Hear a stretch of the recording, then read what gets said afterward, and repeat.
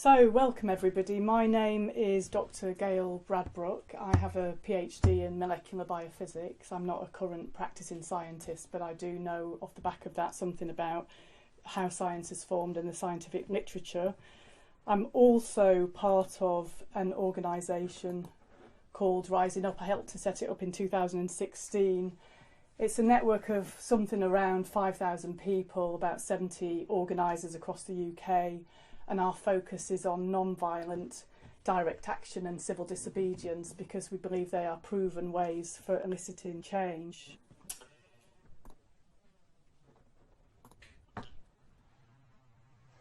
Traditionally, when you're giving talks about climate change, you try and be a little bit hopeful and help people to think about something positive they might do off the back of it. This is quite a different talk. We're going to cover two things: the truth about the ecological crisis that we're in at the moment and the issues of policy making within that, and then moving on to how we actually feel about that, emotional responses and what we can actually do. So the premise of this talk is to tell the truth and ask us all to act accordingly and consistently with the information that's presented to us, including our understanding of what actually enables change to happen in the world. Some of it's hard to hear, and I thought I'd faced this stuff, but I realise I haven't. It's layers, isn't it, with grief, and it's welcome here tonight, permission of your neighbour, but feel free to hold hands, shed tears and so on, or go numb is the typical traditional English way, isn't it? And there'll be an opportunity at least to pause for that piece. So the first thing I want to talk about is how do we get useful information from science on climate change? The precautionary principle says that we need to not take big risks. If there's a risk, don't take it. You don't need to know for sure that the risk is going to happen. You just need to know that it's a possibility. And the thing with the climate science is that the information that comes out tends to be quite conservative because of the processes involved. So what a scientist might say down the pub or to a journalist is one thing, compared to what they'll say in a single peer-reviewed paper where they try to say exactly what they know within that paper. And of course they may have collected the data incorrectly or analysed it wrongly. And so you get more rigour by reviewing a specific area of data, getting lots of different data sets. That has more rigour in it.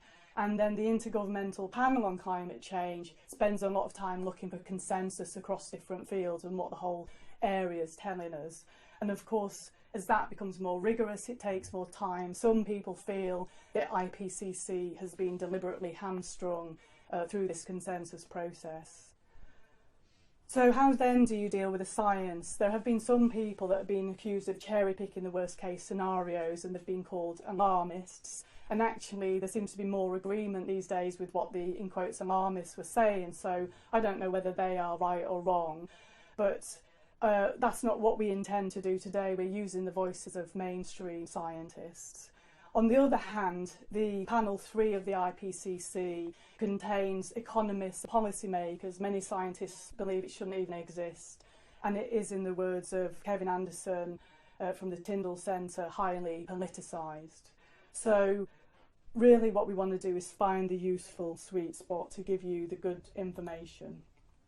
And I think this graph really helps to show the difficulty with the IPCC process. It's the melting of the Arctic sea ice, showing the September minimum, and the blue is the range of melting seen from IPCC models. I'm sure they probably updated this recently, but this was where it was at not long ago. And in red you see the actual observations, the actual data, and of course science is based on observation. That's what it's about. The data is everything. And the data and the models are way off fundamentally. And this has led actually to, especially it seems to be more this year, but in recent times, for some scientists breaking rank, I would say, it's traditionally academia is quite conservative, as I've said, but now you have Professor Hans Schellnhuber, who is the head of the Potsdam Institute for Climate Impact Research, senior advisor to the Pope, advisor to Angela Merkel, the German Chancellor, and the European Union. A credible voice, right? And what he's saying is that climate change is now reaching the end game. The issue is the very survival of our civilization. The What Lies Beneath Understatement of Existential Climate Risk paper out this year talks about how climate policy making has become embedded in a culture of failure and scientific reticence. It argues for urgent risk reframing of climate research and IPCC reports, and it contains voices from some of the world's leading scientists. So let's dig a little bit into the science to look at temperature and tipping points, feedback loops and impacts. Looking more closely at the data from the Arctic, which is the black wiggly line, you have statistical processes where you try and fit a line to that data and predict what's going to happen. So this is the September minimum, and basically what the data's telling us, if you know the yellow line's not a good fit, it's a straight line. The other lines that fit better say that the ice will be gone around 2023, the next 5 years, give or take. I mean, none of this we know until it happens, but that's what we're being told by the data. And obviously it's being updated all the time. The melting creates one example of a worrying feedback loop of climate change. It's called the albedo effect. So when the Arctic sea ice melts, it turns from this white stuff that reflects sunlight back out away from the planet, and instead you have a dark absorbent material that absorbs more heat. It absorbs more heat, it creates temperature rise, more Arctic sea ice melts. It's a feedback. It's called a positive feedback loop. There's nothing good about it because it's positive. So that leads the Yale Climate Connections folks to say climate change is not a matter of cause and effect, it's more like a vicious circle. And so this has moved this year into the idea of abrupt climate change, that there may not be just feedback loops, but sort of domino cascades of feedback loops. It got called the Hothouse Earth paper, the PNAS paper that came out in 2018, and it looked at 10 different feedback loops: permafrost thaw, loss of methane hydrates from the ocean floor, weakening land and ocean carbon sinks, bacterial respiration in the oceans, Amazon dieback, boreal forest dieback, reduction of northern hemisphere snow cover and in other places. And looking at all these different feedback loops suggests that the Earth can tip from just 2 degrees C, which is what the Paris Climate Agreement moves around. At 2 degrees C, it could tip into this hothouse Earth state and stay there. So, as many scientists have said, 2 degrees C is not a good move. It needs to be 1.5, and that was never a great move either. So this leads one of the authors, Johan Rockström from the Stockholm Resilience Centre, to say 50 years ago, and I'm sure even 5 years ago, this would have been dismissed as alarmist, but now scientists have become really worried. And when the temperature rises, and you can see the rise in the temperature on the graph from the Met Office, we're at there's a debate, but around 1 degree C above pre-industrial levels, and it's rising at about 0.17 a decade, but there's lots of reasons why rises wouldn't be linear. So a Nature paper came out recently. It's from the University of Washington, and there was also UN warming estimates that said the idea of holding to 2 degrees C within the lifetime of people born today is highly unlikely. In fact, we've got a 1% chance of hitting the 1.5 degree target. We've got a 5% chance of hitting less than 2 degrees. The likely range is between 2 and almost 5. The median is 3.2. You have horrendous consequences at that temperature rise. And these temperature rises are in the lifetime of children today. It's catastrophic. This stuff should be on the news every night, right? So the kinds of things that happen is that around 3 degrees C, the Amazon starts to burn down, forests become net carbon producers, not the sinks that they are today, and crops fail. We already will have failure of crops this year, but you'll get massive crop failure when you get rapid desertification and flooding. And look at history books about what happens to societies when food fails and you get food price spikes. So rising temperatures are causing melting of ice in Greenland and Antarctica. And whereas in the Arctic, because it's sea ice, it doesn't really rise the level of the sea, but these will cause sea level rises and consequently flooding, and in some places cities will be wiped out and uninhabitable. This map shows the places that will be most affected. And many cities are based on rivers or on the coast. Some will be submerged forever, ever. Others will sustain vast damage and destruction. Alongside other impacts like the desertification, there will be mass migration. There's different models on that. The range is between 100 million and 1 billion people, probably averaging around 200 million. And we're talking by 2050, so when my sons are my age now. This is up to 1 in 9 people on the move. You can't cope with that. Society just cannot cope with that. And I'm afraid it's not a question of Britain shutting down its borders and letting the brown folks drown in the sea, because it's an internal migration issue within countries. 10% of the UK population will be affected. Places like Plymouth will be underwater and so on. Lots of rural areas. So 1 in 10 people in the UK affected.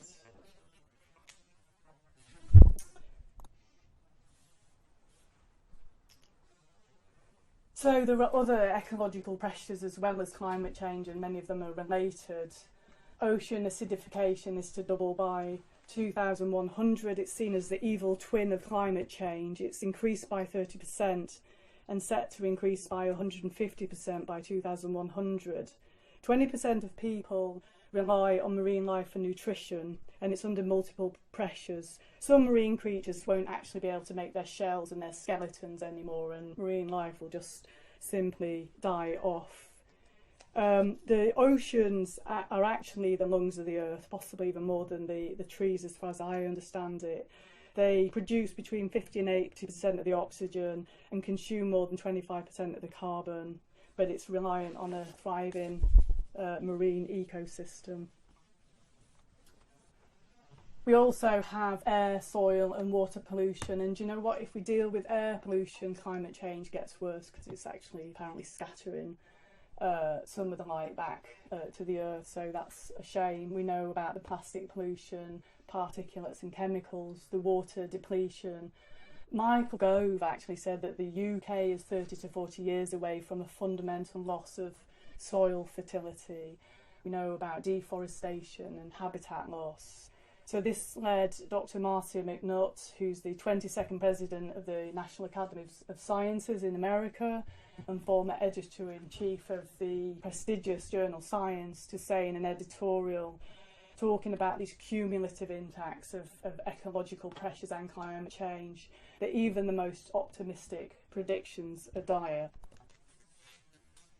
So, talking specifically about extinction, there have been 5 major extinctions that scientists can see in the geological record.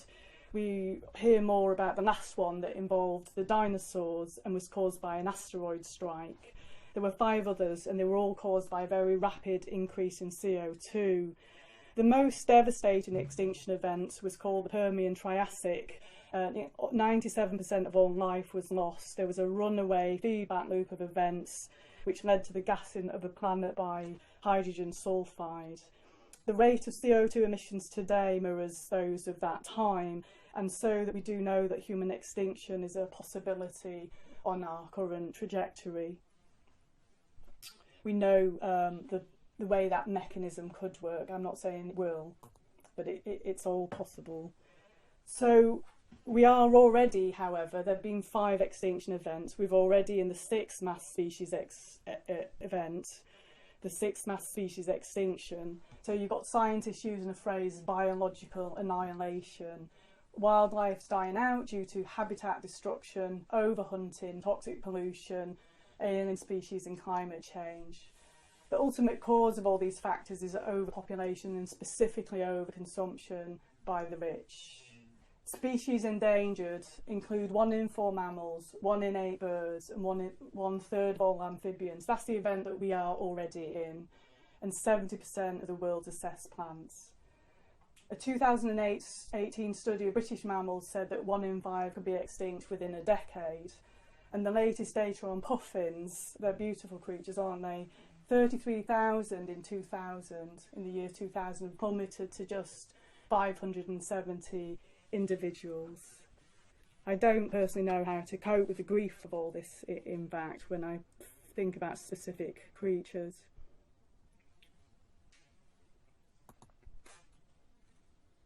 So remember that we're heading towards around 3 degrees of warming, 3.2, and possibly towards 5. This paper last year was more reported this year, says that there's a 1 in 20 chance that the carbon dioxide that's already in the atmosphere could cause an existential warming threat. When you go over 5, we just don't know. 3 degrees C is catastrophic by 2050. Again, the lifetime of children around today, of my children. The author said it's equivalent to a 1 in 20 chance the plane you're about to board will crash. We would never get on that plane with a 1 in 20 chance of it coming down, but we're willing to send our children and grandchildren on that plane. So some humans are more likely to survive, we're good at surviving, but we really have to think about what that means for just a few human beings to survive. I really don't take a great deal of comfort in that. So Professor Jem Bendel is another person who's kind of, I guess, broken ranks with his academic profession and released a paper called Deep Adaptation this year. His take, having reviewed all of the scientific paper, he's a professor of sustainability leadership at the University of Cumbria, said societal collapse is inevitable and it's coming soon. Immense catastrophe is very likely. We're talking about massive loss of human life. And human extinction is possible, and also, just from the previous slide, we're already on a massive extinction of other life. This weekend gone, he presented the latest climate science data, so this is not out in the literature yet, but fundamentally that's what we need to be hearing now on the news every night. What is the current data telling us? And there was a great deal of concern that there was something happening with the Arctic jet stream that could lead to a collapse within 3 years' time. It's not guaranteed, but the mechanism's there.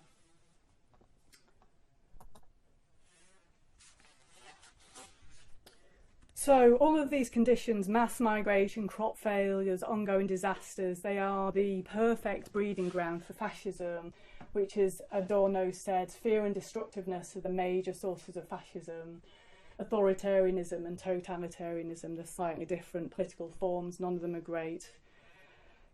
We are fond of saying never again, says Rob Riemann, the founder and president of the Nexus Institute, but the reality is that fascism hijacks democracy over and over, and that we're ignoring the warning signs because denial again is more comfortable than facing inconvenient truth. And when you look at this poster of the warning signs of fascism, I suspect you'll agree with me that they're already here.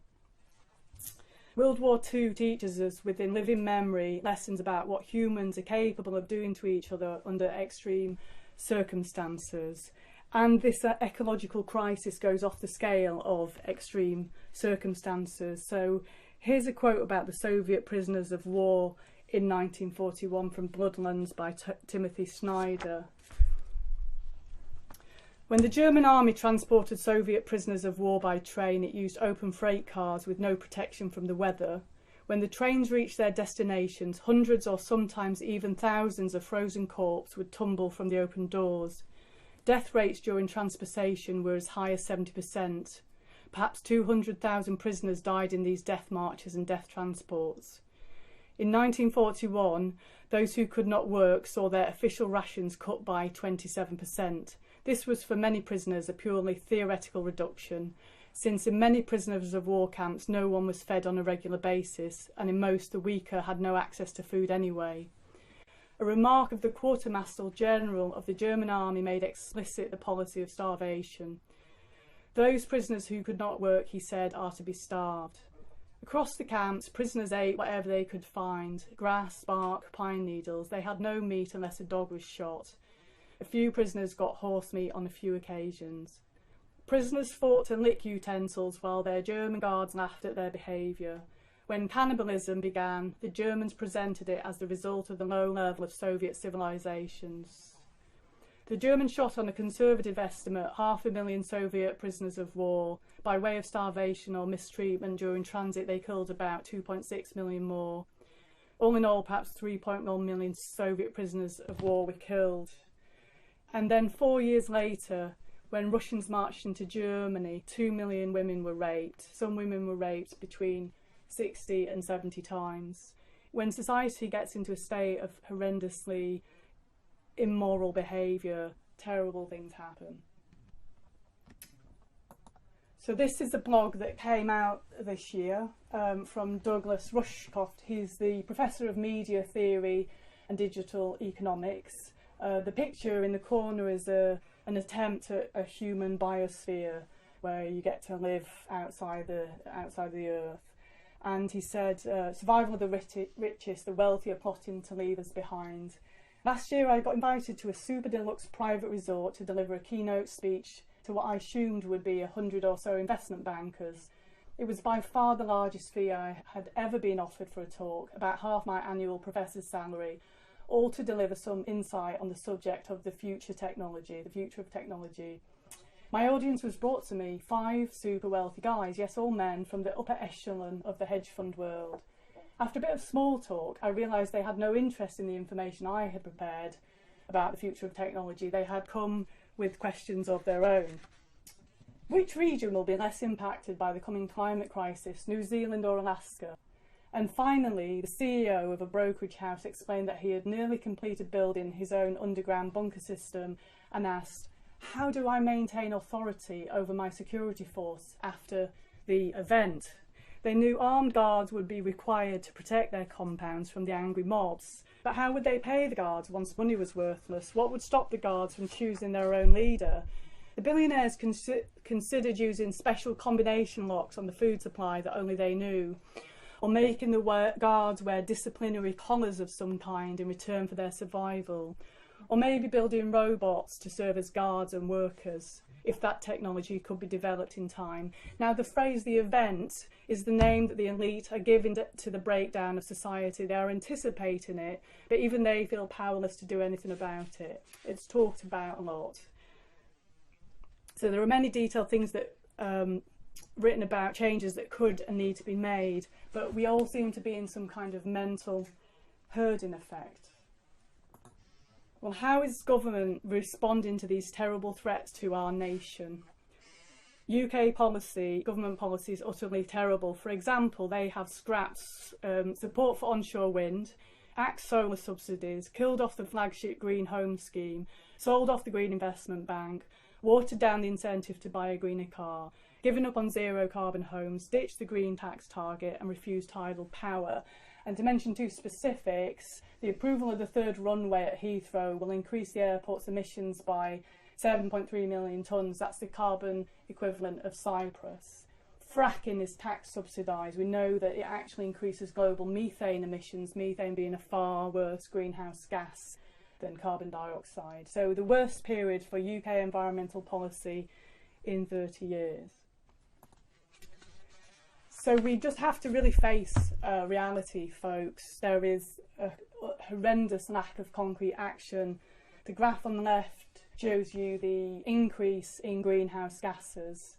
When the first IPCC report came out in 1990, 28 years ago, the UN warned us then to keep temperature rises to 1 degree C or face societal collapse. CO2 levels are 60% higher than in 1990 and they're still rising, methane even more so. At some point soon, maybe it's already here, we can't reverse the problems, they run away from us. So we have to conclude that conventional approaches to dealing with climate change have failed to deal with the problem on 2 levels. Governments have failed to introduce the large-scale changes that are only in their power to implement, and environmental organisations have failed to put enough pressure on governments to introduce these changes.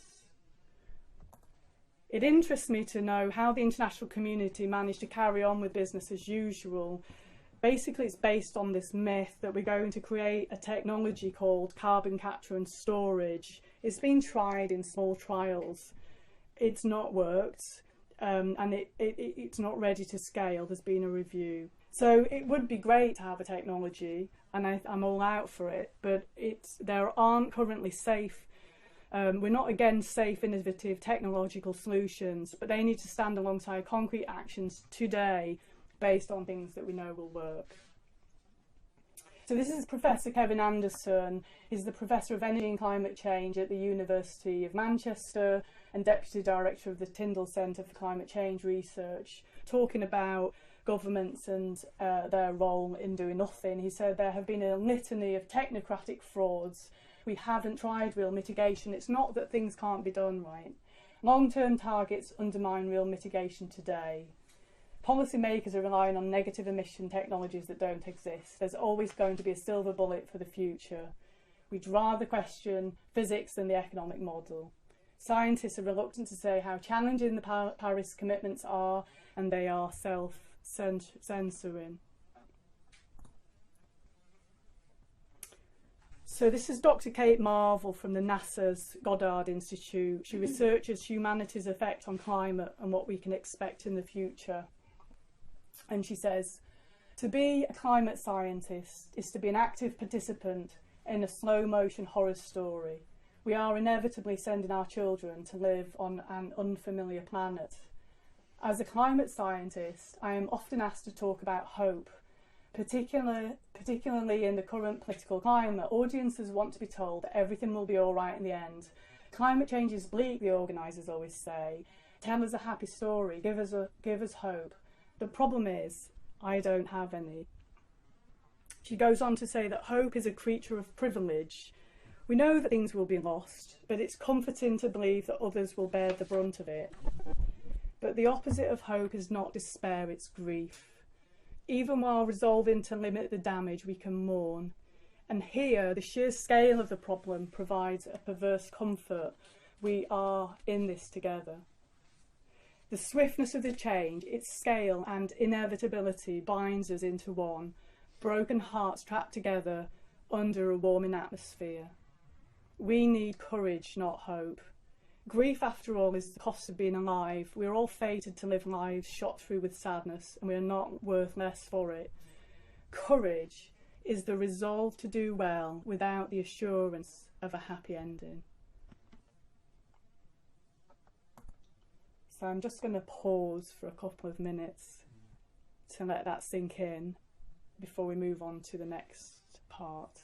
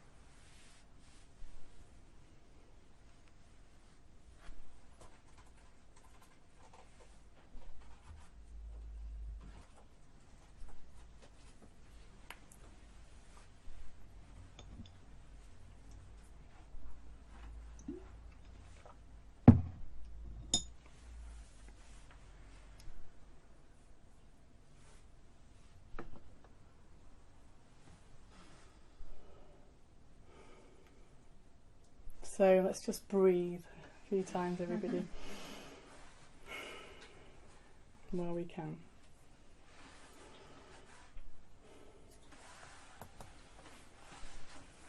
So what do we do in the face of this? What responses, emotional and practical? I mean, how does this existential threat affect you? How does it affect the way you wish to live your life? So Stephen Jenkinson talks about our death-phobic culture. My understanding is that our dying times are an opportunity to really live well if we pay attention to how precious life is. That we come to peace when we understand that life is far bigger than any of us as individuals. We can understand our role in the service of life as we join a line of worthy ancestors, those that went before us, and we make our lives about honouring and protecting those that come after us. In indigenous cultures, they talk about protecting the next 7 generations. In the age of ecological meltdown, when our children's future is currently set to an unimaginable catastrophe, it's our job to really allow ourselves to feel the grief and then ask how we intend to act. And I think it's a big thing to decide to face the grief of this and not turn away from it. It's a courageous thing to do in itself.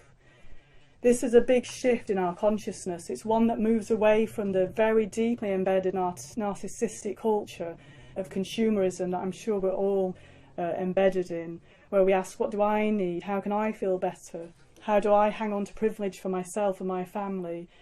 It moves towards accepting that this is a time of grief, but that we can still appreciate beauty. We can still keep ourselves in good shape for the task required of us. It asks us to step into service and be willing to do the things that might just make a difference. It asks us to make sacrifices. This is a big emotional shift, and actually I think it's really liberating.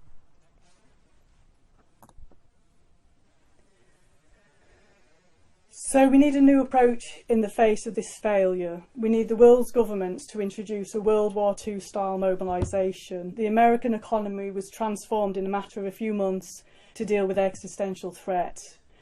I'm not going to go into details, but the kinds of things it would involve are reducing carbon emissions, of course, reducing demand, a massive investment in safe ways of taking carbon out of the atmosphere, transport, regenerative agriculture, restoring ecosystems. It's all technologically and economically possible, and in a short space of time. Solutions are there, right?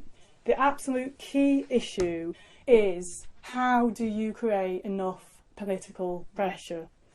It's up to us to create that political will, and there are tried and tested techniques for doing that. So we're talking about the need for civil disobedience that escalates into a rebellion and uprising. The good news is it doesn't actually need that many people, which gives everyone in this room, everyone who hears this talk, an immense opportunity to do something amazing. We're talking about needing a few hundred people, not 2 million people to go on a march, right? Would you be one of those few hundred people?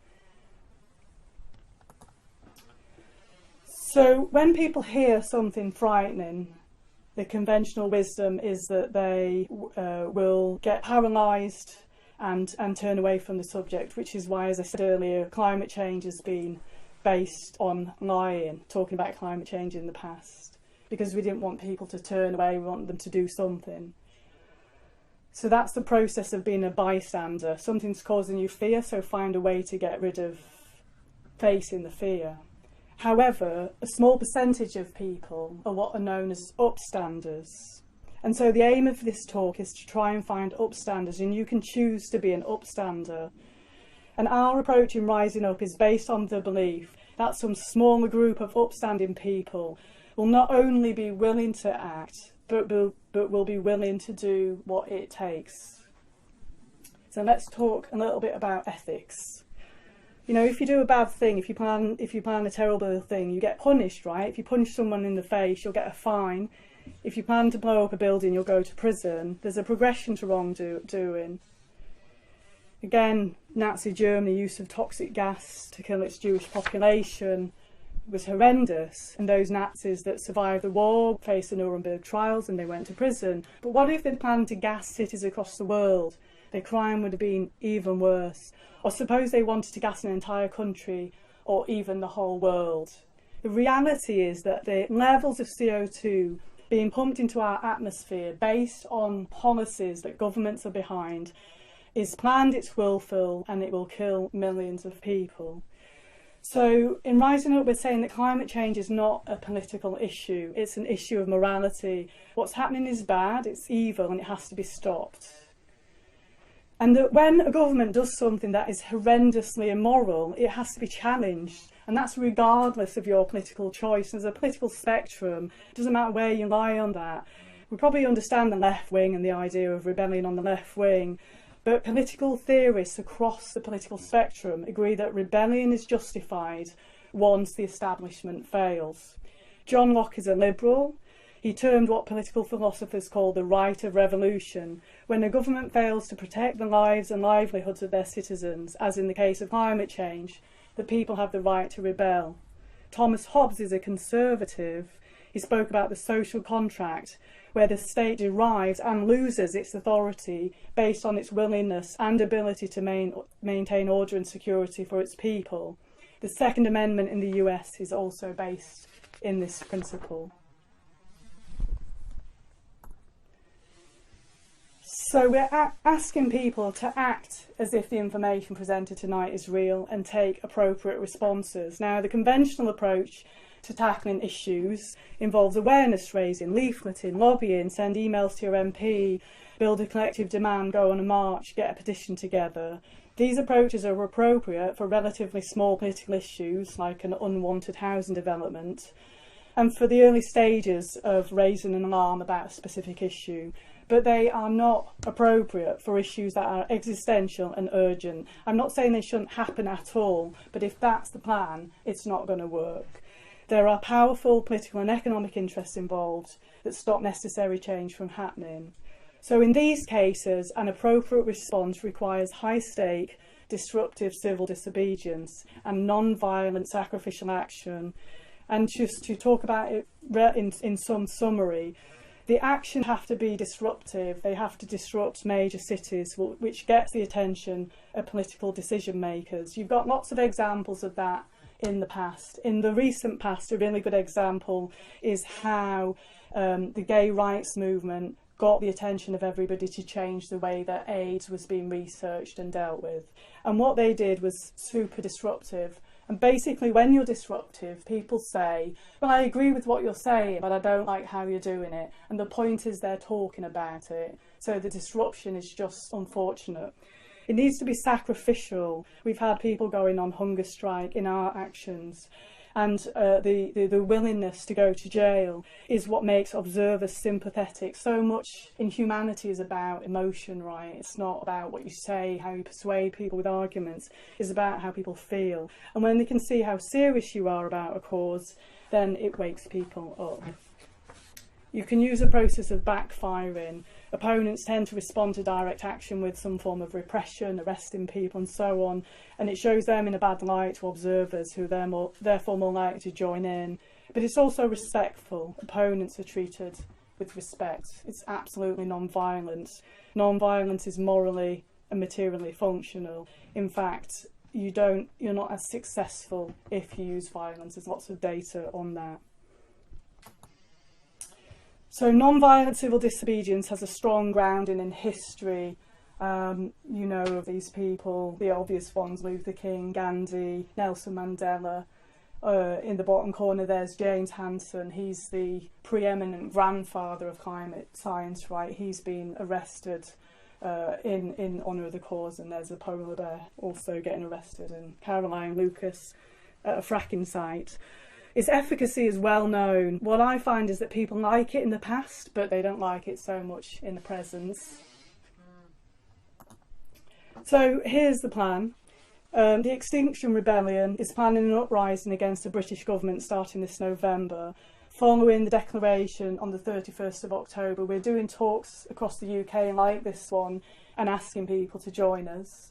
There will be a declaration action in London, and for those that choose, there will be things that you can do that will get you arrested. From November the 12th, there will be ongoing civil disobedience, leading to short jail time for some. And the purpose of this is to move the Overton window, which we'll talk about in a moment. In March, there'll be an escalation in the UK and an internationalisation of the rebellion. We're making contact with people in other countries. And the idea is to repeat these periods of action as needed and organising in between. Look, folks, it's an incredible long shot, but I don't know of another plan that makes sense to me. So the Overton window you may have heard of is a phrase referring to what's seen as normal and acceptable part of the mainstream of public discussion of issues. The debate in the popular press about climate change, but thank God about hearing about the BBC changing their minds around this stuff, but it tends to be limited to the fact that it will be a substantial cost, not talking about it being the utter catastrophe that it's going to be. And it doesn't reflect reality. So disruptive and unexpected behaviour can change the Overton window. Trump and Brexit have managed to move the Overton window to a place where upfront racism becomes normalised, whereas a few years ago we couldn't have imagined an American president caging children and talking about banning Muslims. So we want the reality of the ecological threat to be a mainstream discussion, for people to know how bad a state we are leaving the world in for our children. So it's not for future generations, which can sound some time away, not so imminent and somehow a bit unreal. The first step of the rebellion is to shift this Overton window. It will probably require something like 50 to 100 people to go to jail and of order 1,000 arrests. In fact, we've been told by a major publication 50 people in jail will get us a front cover. Now, it turns out beyond that you only need between 1% and 3% of a population to be mobilised to bring about massive social change or the fall of a regime. This is data from Erica Chenoweth. It's only 2 million people in the UK.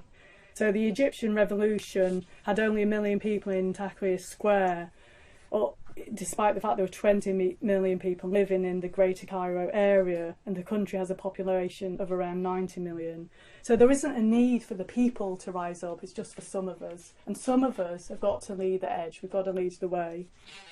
We don't know, of course, the exact figures, but we can look to historical examples. So Martin Luther King and the American Civil Rights Movement didn't bring about any change, particularly through using conventional approaches. From the mid-50s, they took to direct action campaigns, and that brought about significant changes. It involved several hundred people going to prison and several thousand arrests, so it gives us a benchmark. These are the Freedom Riders. They were black and white people that went on buses in the southern parts of the USA to break the bus station segregation policy. It started with just 25 students. So just double who's in this room, right? And it ended with around 300 people in prison by the end of the summer, and it caused a fundamental change in policy. If it takes 300 people in jail in America, what does it take in the UK? So we think we probably need about 2 million people in active support, so lots of people can be behind the scenes fundraising, supporting. Not everybody has to go to jail, but that is useful. It might be 5,000 people willing to do civil disobedience, or say 500 people in jail. What we do know is the more high stake the action is, the fewer people are needed to create the desired change, and to begin is the most important next step.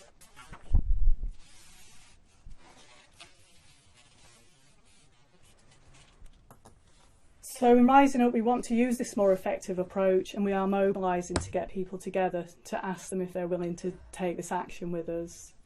We've done 30 talks already, we've got 20 more in the pipeline and more to come. I just want to give you really briefly a feeling of who we are and what we've been up to. We're really nice people. Here's us chalk spraying Barclays Bank. We did a number of actions across the UK. At the same time as Friends of the Earth were doing stalls, and some of us were doing petitions, and Barclays agreed to divest from Third Energy, the fracking company. Here's us closing down partially Heathrow Airport twice about the runway issue. So one of the things people get worried about is if you've offended once and you offend again, maybe you'll be in lots of trouble. It's called breaking a conditional discharge. So the person laying down in front of the car had been involved in breaking a conditional discharge, and he was given a £25 fine, because I think the judge totally got why he was doing it. And at the time they were asked why by the barrister, why didn't you organise a protest? Of course we had organised a protest, and of course it got zero coverage. And one of the people involved, actually somebody in the room here was one of the people involved, one of the people involved had organised a march of 25,000 people in Toronto, and said this action involving 5 people got much more coverage than a 25,000 person march. Here's a solidarity action, some of the people in the room here as well, action that we did with disabled people against cuts, and the way we organise is that people can do whatever protest they like, they just need to agree to our principles and values, which obviously include things like non-violence. This is us the day before the election. the recent election, and we went to Rupert Murdoch's headquarters. We used this spray chalk again. It actually washes off really quickly, so it took us 10 minutes. We sprayed the building, we filmed it, we put it on YouTube, and we cleaned it off afterwards. The police actually said to us, well, they found it quite funny, basically. And for 10 minutes action, the action got 170,000 views. So that's an example of doing something quite small and quick and not needing a big investment of time. So we really look at data and reflect on what we're doing. And for some of us, there's quite a prayerful element to this work as well. So we've been about trying to break the mould of ordinary campaigning. This is about air pollution in London, the Stop Killing Londoners campaign, and there was a deliberate process of going to jail here, and what that involves is breaking bail conditions, and you go on remand and you're out in a week. So people here, 4 people went to jail for a week, and they've written us a nice booklet about it, so we know what we've got coming. And what we've discovered from 4 people going to jail is that it gets you a meeting with Sadiq Khan's chief policy officer. So that's the data on that.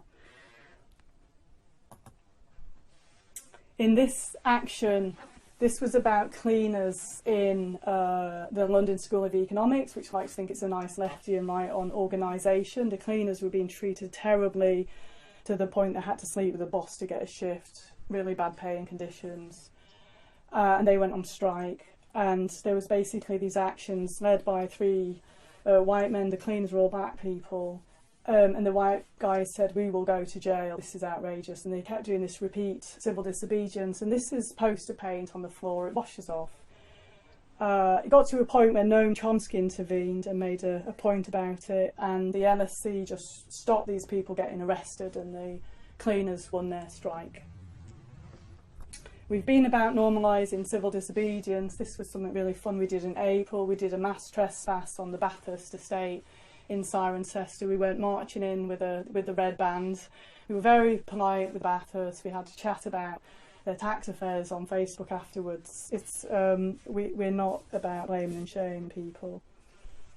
And everybody really enjoyed it. It feels really different, actually. Going on a march and just going round in a circle feels really different when you break the law, especially when you get away with it. It's really good fun, if I'm honest, at times. I mean, there's a lot of admin organising it. So this divestment campaign, there'd been a divestment campaign at King's College for 2 years. And basically it's the usual runaround by bureaucracy. Oh, well, yes, you've got a point, come to our meeting, we'll set up a committee, we'll get a report, we'll have a meeting about the report. 2 years of time wasted, right? You know the deal. An escalated campaign of civil disobedience won that campaign in 8 weeks. It involved Roger Hallam here being thrown out of the university twice. He's doing a PhD on how things change, and he went on hunger strike. He's doing a PhD on how to screw over his own institution. It's quite funny. After 8 weeks, they agreed to all demands, and they won. And then the process was copied in Cardiff University. They won, and in Bristol.